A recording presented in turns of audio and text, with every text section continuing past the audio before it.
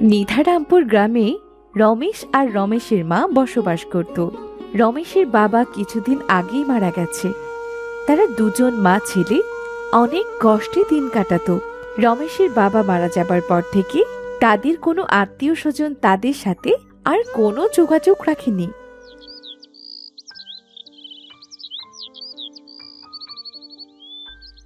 মা, ও মা, ঘরে কিছু খাবার নেই নাকি? কালকে যে বাসি খাবারগুলো ছিল সেগুলো কোথায় গেল? আর বলিস না বাবা, সকালে উঠে দেখি একটা বেড়াল সব খাবারগুলো নিয়ে গেছে। ও আচ্ছা, তুমি বরং ঝাড়ু দাও, আমি একটু বাইরে থেকে ঘুরে আসি। তোর তো অনেক খিদে পেয়েছে, তাই না বাবা? না না মা, আমি জিজ্ঞেস করলাম। আমি বরং এক গ্লাস পানি খেয়ে নিচ্ছি, তোমার কোনো চিন্তা নেই মা। তোর বাবা মারা যাবার পর থেকে আমরা যেন কাজটাই ঠিক মতো করতে পারি না। খাওয়া পড়া তো দূরের কথা, ঠিক মতো তোকে মানুষও করতে পারছি না। তোর পড়াশোনাটাও আমি চালাতে পারছি না। বাদ দাও না মা, ওসব কথা চিন্তা করে তুমি দুঃখ পেও না। সবার ভাগ্য তো আর সব সময় এক থাকে না মা, আমাদের ভাগ্যে এটাই লেখা ছিল। আমি জানি না আমাদের দুঃখের দিন কবে শেষ হবে। আজ আমরা গরিব বলে আমাদের সাথে কেউ সম্পর্ক রাখে না। আমাদের আত্মীয় স্বজন যারা একসময় আমাদের ঘরে আসতো তোর বাবা টাকা পয়সা দেখে, এখন তারা আত্মীয়তা পাবে না বলে কেউ আর আমাদের বাড়ি আসে না। যত না আসবে ততই ভালো। নিজেদের মতো নিজেরা থাকবো, নিজেদের মতো খাবো। ওরা আমাদেরকে হাজার রকম প্রশ্ন করে বিরক্ত করে তুলবে। ঠিকই বলেছিস রে বাবা, তুই একবার বাজারে গিয়ে দেখ না, যদি কিছু জিনিস পাস তাহলে। ঠিক আছে মা, আমি গিয়ে দেখছি কিছু পাই নাকি। তুমি দুটো ভাত রেঁধে রাখো, আমি এসে আলু সিদ্ধ দিয়ে খাবো। আচ্ছা ঠিক আছে রে বাবা।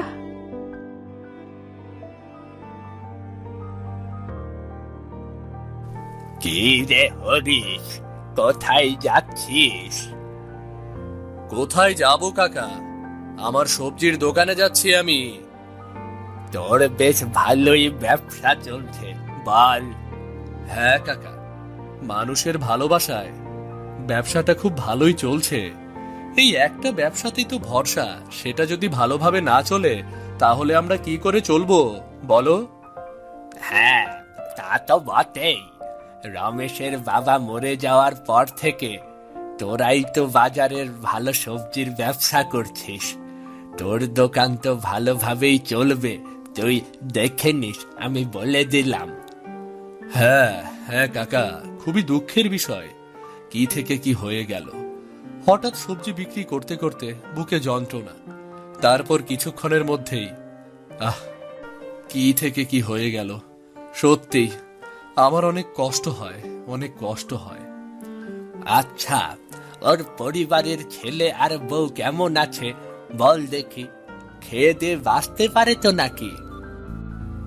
এ আবার তুমি কি প্রশ্ন করছো কাকা? খেতে পারবে না কেন? ওরা নিজেদের মতো করেই নিজেরা পরিবার চালাচ্ছে। ওদের দেখলেও আমার হাসি পায়। ওদের অবস্থা দেখে তোমার হাসি পায়? তুমি এ কি বলছো কাকা? তোমার কি বুড়ো বয়সে ভীমরতি ধরে গিয়েছে নাকি? ওরে, ভীমরতি ধরবে কেন? মনে নেই একবার আমি রমেশের বাবা বেঁচে থাকতে ধারে সবজি কিনতে গিয়েছিলাম, সে আমাকে সবজি না দিয়ে তাড়িয়ে দিয়েছিল, মনে নেই? সেটা আমি ভুলিনি। আর রমেশের বাবা তোমাকে তো শুধু শুধু তাড়িয়ে দেয়নি, তোমাকে তো ভালোভাবেই বলেছিল। আর তাছাড়া তুমি তো প্রত্যেক দিন ধারে সবজি আনো, সে বেলায়। তুইও দেখি আকাশে উড়ছিস।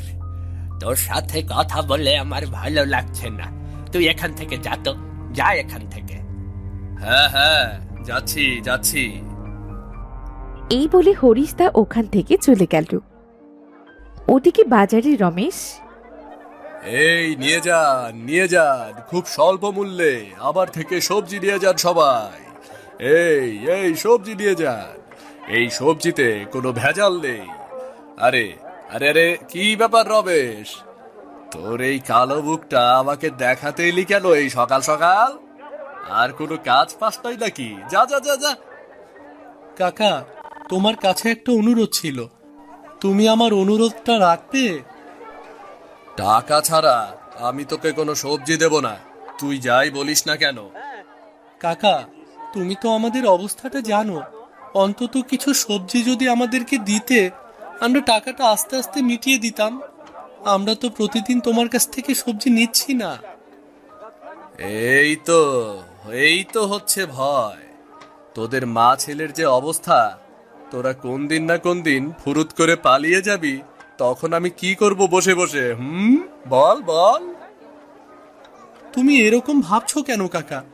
আমি এখান থেকে কোথায় যাব বলো? আমাদের তো আর কোথাও জায়গা নেই। রমেশ, এই সকাল সকাল নেকা কথা বলিস না। আমি তোকে সবজি দিতে পারবো না, এই আমি তোকে বলে দিলাম। যা যা যা যা যা।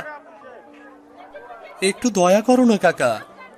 আরে, আমার খরিদ্দার আসতেছে, সর সর এখান থেকে সর। আচ্ছা কাকা।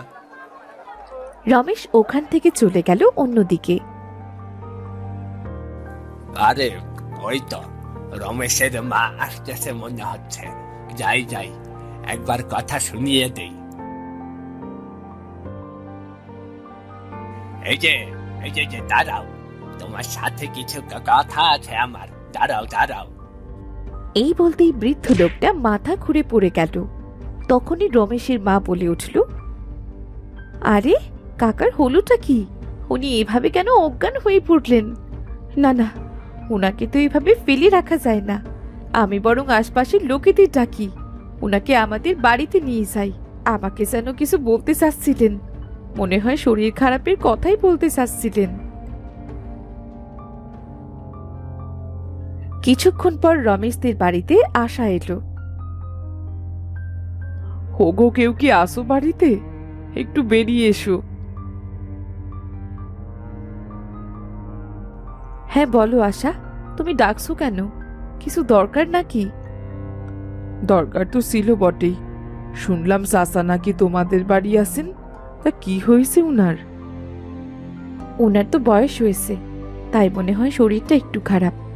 আমি যখন পানি আনতে যাচ্ছিলাম, তখন আমার সাথে কথা বলতে এলেন, আর তখনই তিনি হঠাৎ করে পড়ে গেলেন। কি অবস্থা! এখনকার সময় মানুষের যে কখন কি হয়ে যায় তা বলাই যায় না। তুমি তোমার স্বামীকে দেখো না, বেচারা।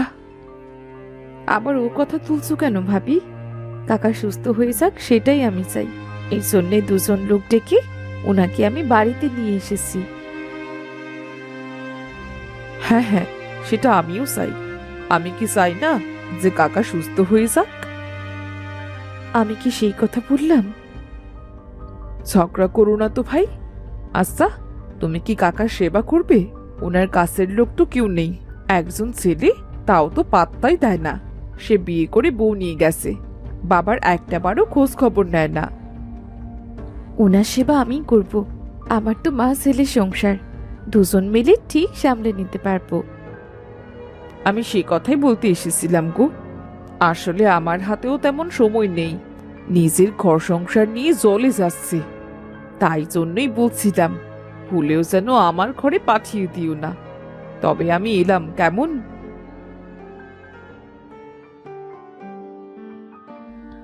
আশা ওখান থেকে চলে গেলে তখন রমেশ এসে বলল, ও মা, উনি কি বলতে এসেছিল মা?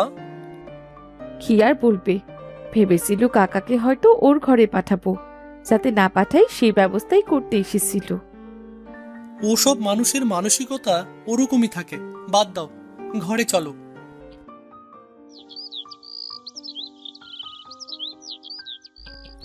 পরের দিন সকালে রমেশের বড় চাচা রমেশদের বাড়ি এসে বলল, রমেশ, ও রমেশ, কই তোর বাবা কই?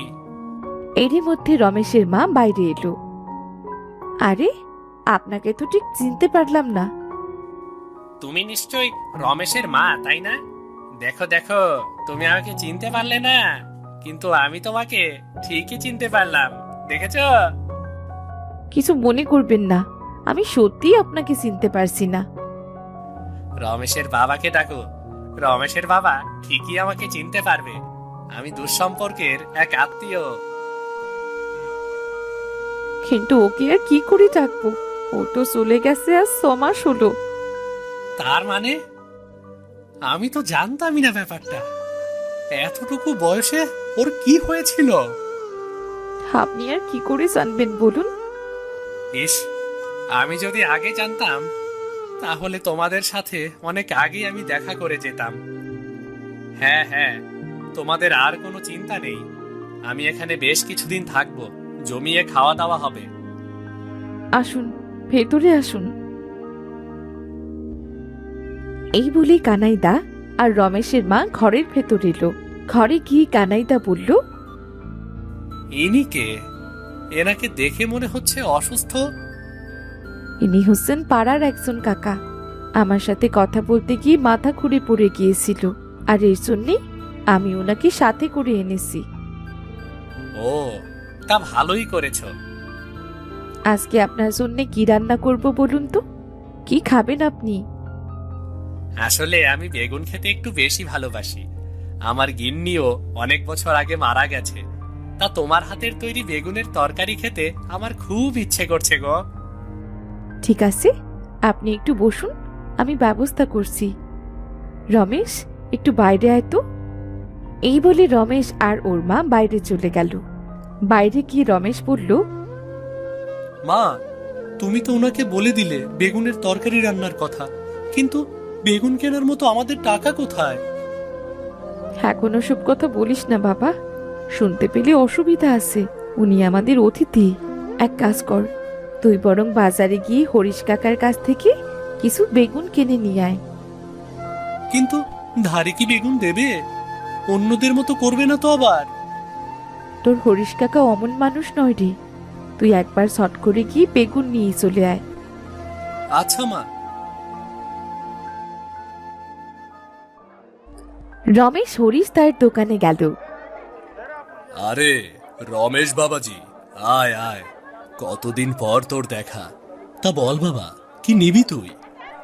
কাকা, আমি বেগুন নেব। আমাকে কয়টা বেগুন দাও তো, বাড়িতে হঠাৎ করে অতিথি চলে এসেছে। বলিস কি রে, তোদের বাড়িতে অতিথি এসেছে? শুনেও আনন্দ লাগছে, আর অবাকও হচ্ছি। অবশেষে তোদের কথা মনে পড়লো কারো? হ্যাঁ, এমন অতিথি বাবা যে চলে গেছে সেটা সে মাত্র এসেই শুনল। বুঝতে পারছিস তোদের কত খবর রাখে? হ্যাঁ, সেটাই তো দেখছি কাকা, কিছুই জানি না। এখন এদিকে হয়ে গেছে সমস্যা। অতিথি এসেই মায়ের হাতে বেগুনের তরকারি খেতে চেয়েছে। এখন আমরা আর না করতে পারিনি, কিন্তু এই দিকে হাতে টাকা পয়সা তেমন নেই। বুঝেছি, তুই আমার থেকে কিছু তরকারি নিবি, তাই তো? হ্যাঁ, মানে তোমার কিছু যদি অসুবিধা না থাকে কাকা। আরে কিসের অসুবিধা হবে রে? এই নে, তুই নিয়ে যা। তোমাকে অসংখ্য ধন্যবাদ কাকা।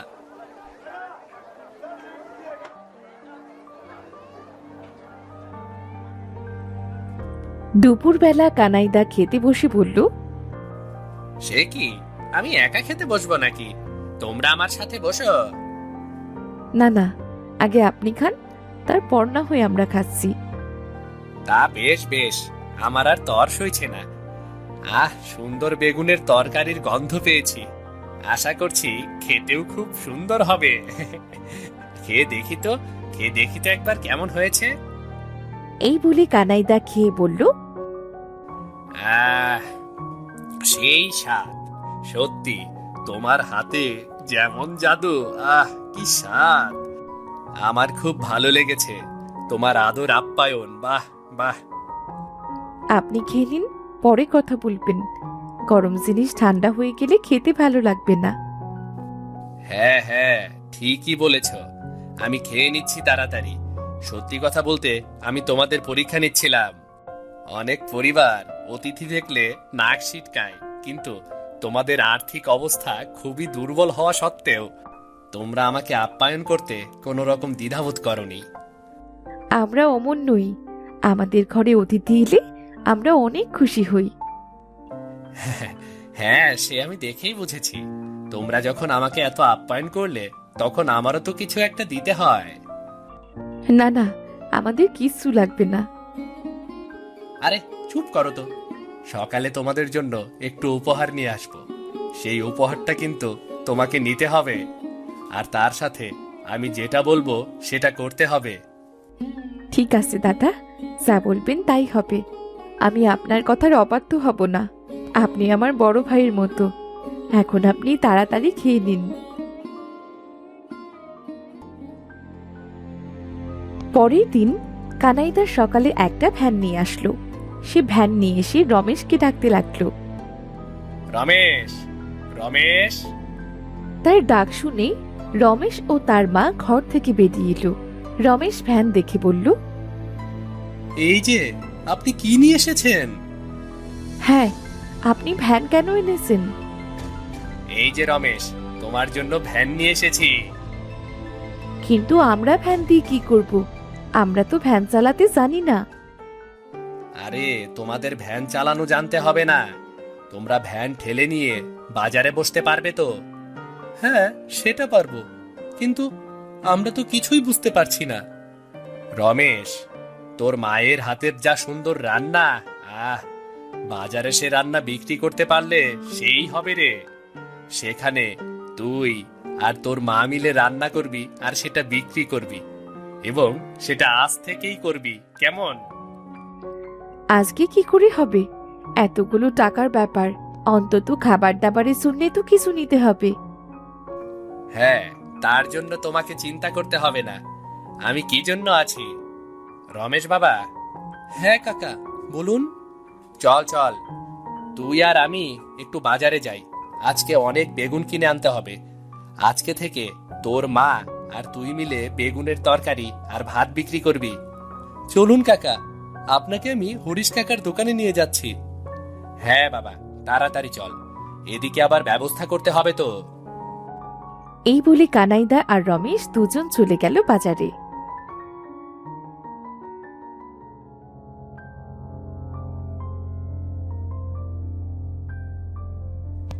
কি ব্যাপার? ঘরের সামনে নতুন ভ্যান কোথা থেকে এলো? কিনলে নাকি? না দিদি, কিনিনি। আজকে এক অতিথি আমায় উপহার দিয়েছে। বাবা, তোমার অতিথির কত পয়সা গো, যে তোমাকে একেবারে ভ্যানটাই কিনে দিচ্ছে। হ্যাঁ দিদি, আছে। নিশ্চয় কিছু না হলে তো এত কিছু সম্ভব নয়। তো তুমি ভ্যান দিয়ে কি করবে? তুমি কি ভ্যান চালাবে নাকি আজ থেকে? না না দিদি, আজ থেকে বাজারে আমি একটা বেগুনের তরকারির দোকান দেব, আর এই ভ্যানে করেই সমস্ত জিনিসপত্র ওখানে নিয়ে যাব আর নিয়ে আসবো। তোমরা করবে হোটেল? তাহলেই হয়েছে। তোমরা আবার হোটেল করতে যাবে কেন বাপু? বেশ তো ছিলে সুখে শান্তিতে। না না দিদি, আমি যদি বাজারে দোকানটা দিতে পারি তাহলে আমাদের হাতে কিছু টাকা পয়সা আসবে। আমাদের অতিথি আমাদের জন্য অনেক করে দিচ্ছেন। থামো তো, টাকার খুব লোভ হয়েছে তাই না? শোনো, এত লোভ ভালো না কিন্তু। ওমা, এতে লোভের কি আছে? বেঁচে থাকতে হলে তো টাকার প্রয়োজন, আর সেই প্রয়োজনে আমরা মা ছেলে দুজন মিলে বসেছি। নাটক যত সব। তুমি যদি বাজারে দোকান দিচ্ছ তবে দেখে নেব। ঘর থেকে চিৎকার চেঁচামেচি শুনে বৃদ্ধ লোকটি বাইরে বেরিয়ে এলো। বেশ করবে দেবে, তাতে তোমার কি? হ্যাঁ, আরে কাকা, তুমি সুস্থ হয়ে গেছো? হ্যাঁ, রমেশের মায়ের সেবায় আমি সুস্থ হয়ে গেছি। আর ও যেটা করছে একদম ঠিকঠাক করছে, কোনো ভুল কাজ করছে না। তাই তুমি মুখটা বন্ধ রাখো তো। হোমা, তাই নাকি? দুদিন আগে যার নামে দুর্নাম করে বেড়াতে। হ্যাঁ, আমি এখন তাকেই ভালোবাসি, কারণ তারা সম্মান পাওয়ার যোগ্য। তুমি এখন এখান থেকে এসো, যাও যাও। বৃদ্ধ লোকটার কথা শুনে আশা ওখান থেকে চলে যায়। তখন বৃদ্ধ লোকটা রমেশের মাকে বলে, শোন মা, নিজের গোপনীয় কথা কখনো অন্য কাউকে বলতে হয় না। দুপুরবেলা রমেশ আর রমেশের মা বাজারে বেগুন আর ভাত বিক্রি করতে গেল। আসুন আসুন, খেয়ে যান গরম গরম ভাত আর বেগুনের তরকারি, মাত্র 30 টাকা প্লেট। আসুন আসুন আসুন। ওরে সাবাস, একদম দারুণ চমক দিয়ে দিয়েছো। আমাদের বাজারের এই জিনিসের অনেক অভাব ছিল, তোমরা সেই অভাবটা একদম পূরণ করে দিয়েছো। হ্যাঁ কাকা। তা কাকা, তুমি কি বেগুনের তরকারি দিয়ে ভাত খাবে নাকি? না রে, এখন খাবো না, আমার কাজ আছে। এই বলে হরিশ ওখান দিয়ে চলে গেল। কিছুক্ষণ পর কানাইদা এসে বলল, বাহ, প্রথম দিনেই বেশ ভালো লোকজন দেখতে পাচ্ছি। এভাবেই তোমাদের দোকানটাকে এগিয়ে নিয়ে যেতে হবে, থেমে গেলে কিন্তু চলবে না। আপনাকে যে কি বলে ধন্যবাদ দেব। না না না, ধন্যবাদ দেবার প্রয়োজন নেই, কিন্তু এবার আমাকে যেতে হবে। কোথায় যাবেন আপনি? কেন, আমাকে বাড়িতে ফিরতে হবে না? আর কিছুদিন থেকে যান না, তাহলে আমাদের খুব আনন্দ হবে। আর কিছুদিন থাকলে তো হবে না, আমি আবার পরে আসব। আমি চললাম তাহলে, তোমরা ভালো থেকো, কেমন? আমি চললাম। এই বলে কানাইদা ওখান থেকে চলে গেল। আর রমেশের বেচা কেনাও বেশ ভালোই হলো। এইভাবে রমেশরা প্রতিদিন বেগুন তরকারি আর ভাত নিয়ে বাজারে বিক্রি করতে লাগে। আর আস্তে আস্তে তাদের সব দুঃখ কষ্ট দূর হয়ে যায়।